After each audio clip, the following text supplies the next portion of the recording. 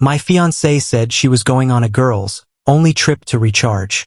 But photos showed her on a yacht with her ex, so I packed her life into boxes, changed the locks, and walked away without looking back. I, 29M, always believed that trust was the strongest foundation of any relationship. For the past 3 years, I had been with the woman I thought was going to be my wife, my partner in everything, my confidant, and my safe place in a chaotic world. Her name was Lily, and from the moment we met, she seemed like someone who understood me in a way no one else ever had. We were that couple who people looked at and said, "They're perfect together." At least that's what I thought. Our lives were intertwined in every possible way: shared finances, a cozy apartment in the heart of the city, and plans that stretched far into the future. I had already bought the ring months ago, and we had set our wedding date for the coming summer. Everything felt steady, solid, until it didn't. One evening, while we were curled up on the couch watching a show, Lily casually mentioned that she and a few of her friends were planning a girls-only trip. She said they needed to recharge and have some time away from the stress of work and responsibilities. It sounded innocent enough. I wasn't the kind of guy to police where my partner went or who she spent time with. In fact, I even encouraged her, saying a few days away would probably be good for her. She smiled, kissed my cheek, and thanked me for being so understanding. I remember thinking how lucky I was to have a relationship built on so much mutual trust. The weeks leading up to her trip were pretty normal. She was busy making plans, picking out outfits, and talking about how much fun it would be to just lounge by the beach with her friends. She said they had booked a resort near the water and that most of the time would be spent relaxing. There was nothing that made me doubt her story. I even helped her pack the night before she left, folding her dresses and making jokes about how she was going to come back with enough sand in her shoes to fill a sandbox.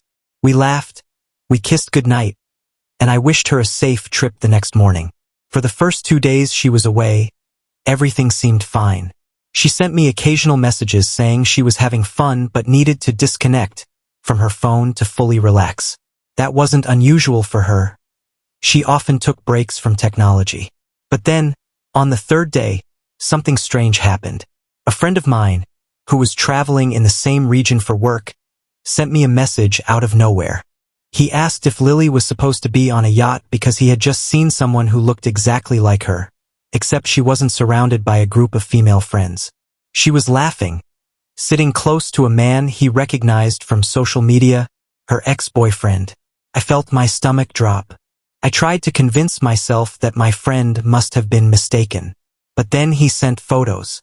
There she was in a bright summer dress, sitting on the edge of a yacht with a glass of champagne in her hand, her arm resting casually on the shoulder of the man I knew she used to date. They looked comfortable, intimate, far too comfortable for this to be just a coincidence or a friendly reunion. My hands shook as I scrolled through the images, each one feeling like a punch straight to the chest. First, I didn't know what to do. I couldn't call her without letting my emotions get the better of me, and I didn't want to start screaming over the phone. So I waited. I waited for her to message me first. And eventually, she did.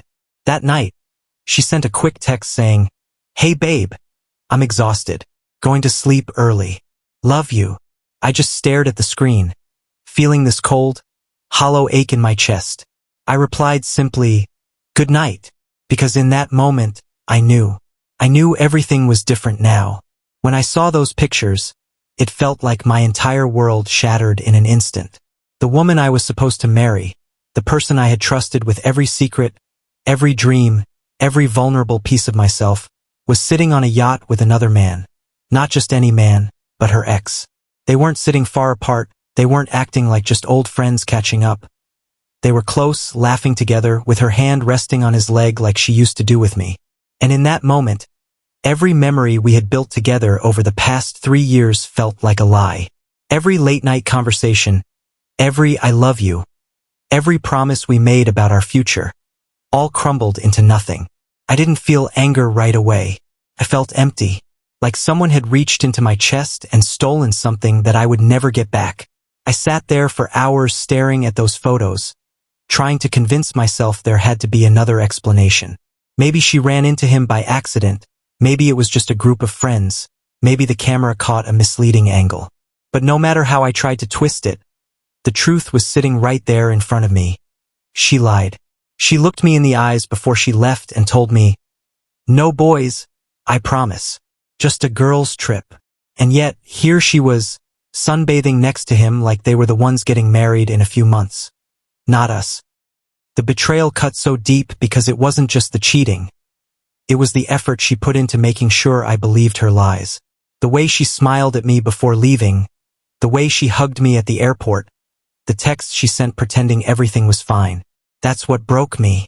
By the time she got back from her trip, I had already made up my mind. I spent 2 full days methodically packing every piece of her life out of my apartment. Her clothes, her shoes, her makeup, the gifts I had given her, all neatly placed into boxes and bags. I even took down the photos of us together one by one and placed them face down in a box so I wouldn't have to look at them again.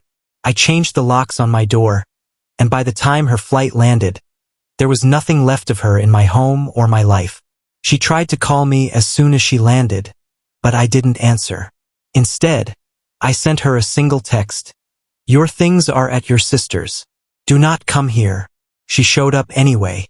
She banged on my door for nearly an hour, crying, begging, saying it wasn't what it looked like, that she could explain. I didn't open the door. I just sat there on the couch, listening to the sound of her knuckles hitting the wood, feeling the strange mix of sadness and relief wash over me. Sadness for the life we were supposed to have, and relief that I was walking away before wasting any more time on someone who could look me in the eyes and lie without hesitation. Eventually, the knocking stopped. I heard her car drive away. That was the last time I ever saw her in person. It's been months now, and I haven't looked back once. She tried reaching out through mutual friends, sent emails, even wrote me a letter saying she made a mistake and wanted another chance. But by then, I was already building a life that had no place for her in it. I walked away, not because it was easy, but because I finally realized that loving someone who doesn't respect you isn't love at all. It's self-destruction. And I'm done destroying myself for anyone. When I finally got home after that last message exchange with her, I sat down in the quiet of my living room and let everything sink in. There was no anger left, no shouting, no demands for an explanation. Instead, there was a calm clarity that I hadn't felt in weeks.